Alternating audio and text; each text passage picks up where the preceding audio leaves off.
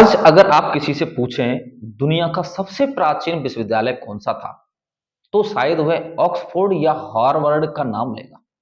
लेकिन सदियों पहले जब यूरोप अंधकार में था, तब भारत की धरती पर एक ऐसा विश्वविद्यालय था जहां दुनिया भर से विद्यार्थी आते थे। उसका नाम था तक्षशिला। यह केवल पढ़ाई की जगह नहीं थी, यह विचारों की प्रयोगशाला थी। यहाँ राजनीति पढ़ाई जाती थी, अर्थशास्त्र पढ़ाया जाता था, चिकित्सा, शस्त्र विद्या, दर्शन, यहाँ तक कि राजनीतिक रणनीति भी। और यहीं से निकले एक ऐसे गुरु जिन्होंने इतिहास बदल दिया, चाणक्य। लेकिन सवाल है कि अगर तक्षशिला इतनी महान थी, तो आज उसका नाम इतना छोटा क्यों हो गया? तक्षशिला केवल एक भवन नहीं था, वह खुले विचारों की परंपरा थी। यहाँ विद्यार्थी सवाल पूछते थे, गुरु तर्क देते थे और बहस ज्ञान का हिस्सा थी। कोई निश्चित सिलेबस नहीं था, कोई एक किताब अंतिम नहीं थी।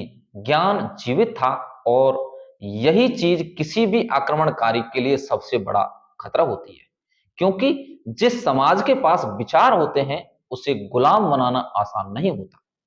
तक्षशिला कई बार उजड़ा, कई बार लूटा गया और धीरे धीरे इतिहास की धूल में दबता चला गया। लेकिन क्या सिर्फ इमारतें नष्ट हुई या हमारी विचारधारा करने की परंपरा भी? आज हम कहते हैं कि हमें फिर से विश्वगुरु बनना है, लेकिन क्या हम तक्षशिला की उस आत्मा को जानते हैं जो विचार की स्वतंत्रता पर टिकी थी? आज डिग्री है, सर्टिफिकेट है, प्रतिस्पर्धा है, लेकिन क्या हमारे पास वह खुलापन है जो तक्षशिला में था? तक्षशिला की सबसे बड़ी ताकत उसकी दीवारें नहीं थी, उसकी ताकत थी स्वतंत्र चिंतन। और जब भी किसी समाज में स्वतंत्र सोच कम होने लगे, तो समझिए तक्षशिला फिर से खतरे में है। यह कहानी सिर्फ अतीत की नहीं है, यह आज की चेतावनी है। क्योंकि इतिहास सिर्फ तारीखों का संग्रह नहीं होता, इतिहास दिशा देता है। और जिस समाज को अपनी दिशा याद ना रहे, वह दूसरों की दिशा में चलने लगता है। तक्षशिला मिटा नहीं, वह हर उस व्यक्ति में जीवित है जो सवाल पूछने की हिम्मत रखता है।